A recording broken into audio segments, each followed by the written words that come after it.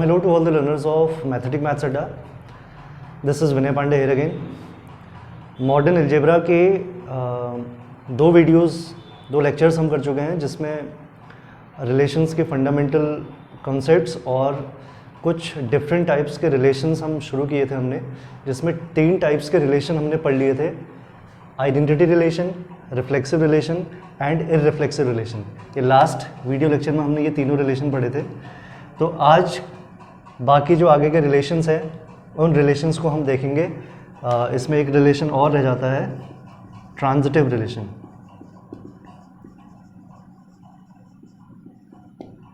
तो स्टार्ट करते हैं। पहला symmetric relation. Symmetric relation,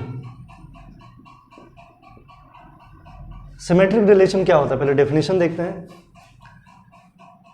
a relation R on set A is called symmetric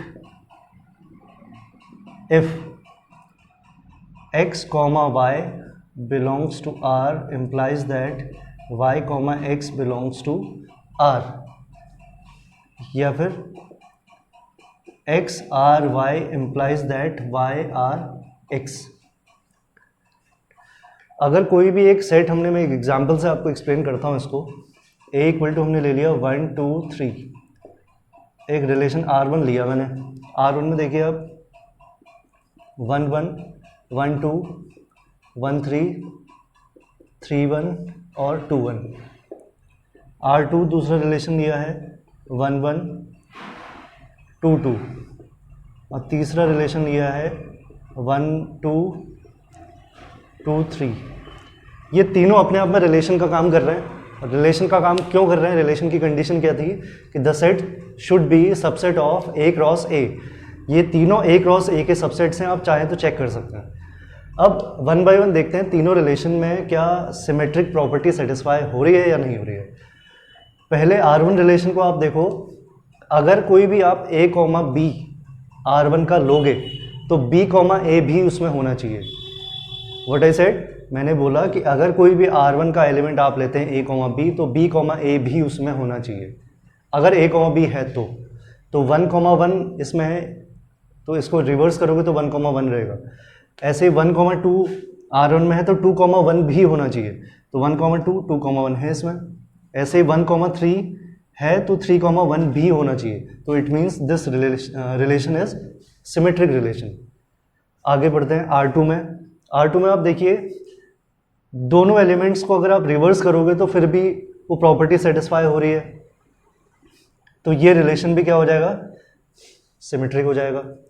तीसरा 1 2 अगर इसमें है तो 2 1 नहीं आ रहा है। 1 2 होने के साथ 2 1 भी इसमें होना चाहिए, तो 2 1 नहीं आ रहा है। और 2 3 है और 2 3 है तो 3 2 भी आना चाहिए। तो ये वाला जो रिलेशन है ये सिमेट्रिक रिलेशन नहीं होगा। तो कोई भी रिलेशन को सिमेट्रिक रिलेशन हम कब कहेंगे, जब A कॉमा B अगर उस रिलेशन में अगर आ रहा है तो B कॉमा A भी उसमें आना चाहिए। क्लियर है? अब total number of symmetric relation on a set A having n elements. तो ये क्वेश्चन डायरेक्टली कभी कभी पूछ लिया जाता है। तो किसी भी सेट A में अगर n एलिमेंट्स हैं तो उसमें टोटल कितने सिमेट्रिक रिलेशन बनेंगे, उसका फॉर्मूला होता है 2 की पावर समीशन ऑफ n। जैसे इसमें 3 एलिमेंट्स थे, कार्डिनलिटी ऑफ A है 3, तो इसके टोटल सिमेट्रिक रिलेशन कितने बनेंगे, 2 की पावर समीशन 3, 2 की पावर 3 प्लस 2 प्लस 1, 2 की पावर 6, यानी कि 64 रिलेशंस ऐसे होंगे इस सेट A में जो क्या होंगे, सिमेट्रिक होंगे। तो आई होप सिमेट्रिक रिलेशन आपको क्लियर हो गया होगा। एक पॉइंट आप इसमें और याद रखें कि आइडेंटिटी रिलेशन जो हमने इससे पहले वीडियो में देखा था, identity relation is always symmetric. क्योंकि आइडेंटिटी रिलेशन में उस एलिमेंट की उसी से मैपिंग आती है, उसके अलावा और कोई एलिमेंट नहीं आता है, तो उनका रिवर्स ऑर्डर भी करोगे तो तब भी वो उस सेट में बिलोंग करेगा ही करेगा। तो ये सिमेट्रिक रिलेशन की बात हो गई। अगला रिलेशन देखते हैं हम, एसिमेट्रिक रिलेशन।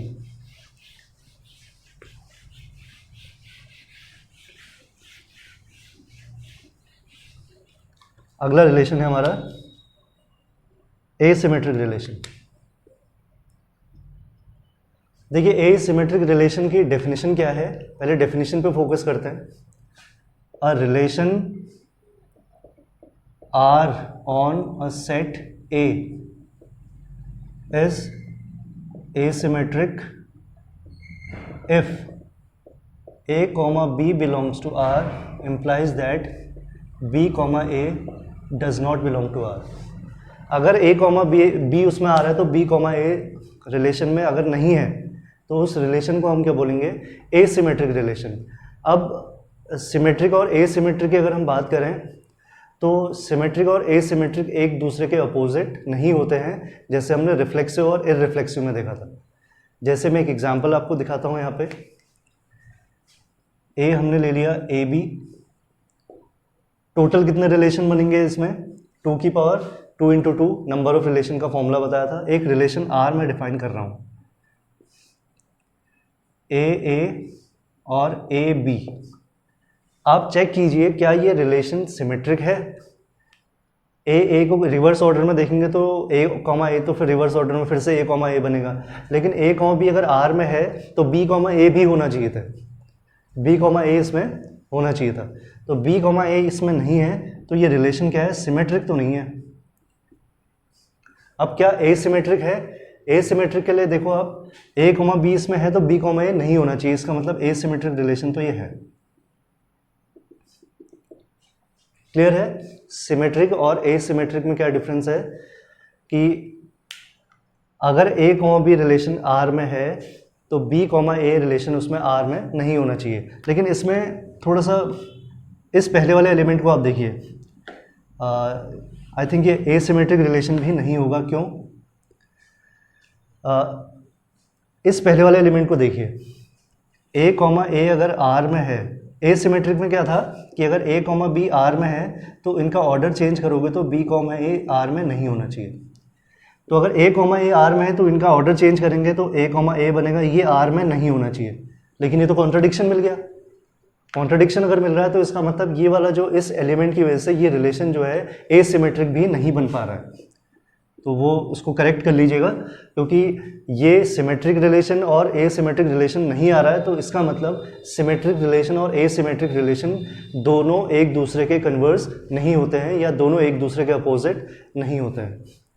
अब नंबर ऑफ एसिमेट्रिक रिलेशन का फॉर्मूला होता है 3 की पावर समेशन n माइनस 1। इस जो मैं फॉर्मूले आपको बता रहा हूँ वो फॉर्मूले आपको याद रखने हैं। जैसे किसी सेट में 3 एलिमेंट्स हैं, एक सेट की कार्डिनलिटी 3 है तो उसके कितने एसिमेट्रिक रिलेशन बनेंगे, 3 की पावर समेशन 2 यानी कि 3 की पावर 3 यानी कि 27।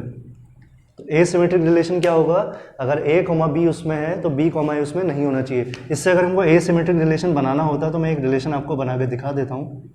जैसे ए कॉमा बी हमने ले लिया, क्या ये एसिमेट्रिक है? यस, अब ये एसिमेट्रिक बन गया क्योंकि ए कॉमा बी तो R1 में आ रहा है लेकिन बी कॉमा ए इसमें नहीं आ रहा है, तो ये एसिमेट्रिक हो जाएगा।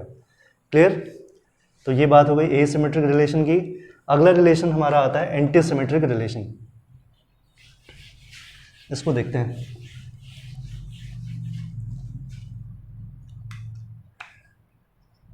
Antisymmetric relation, a relation R on a set A is called antisymmetric relation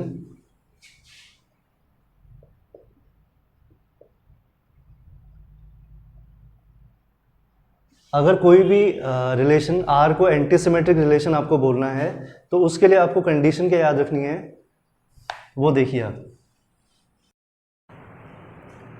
A comma B अगर R में बिलोंग कर रहा है एंड B कॉमा A ये भी अगर R में बिलोंग कर रहा है then A must be equal to B।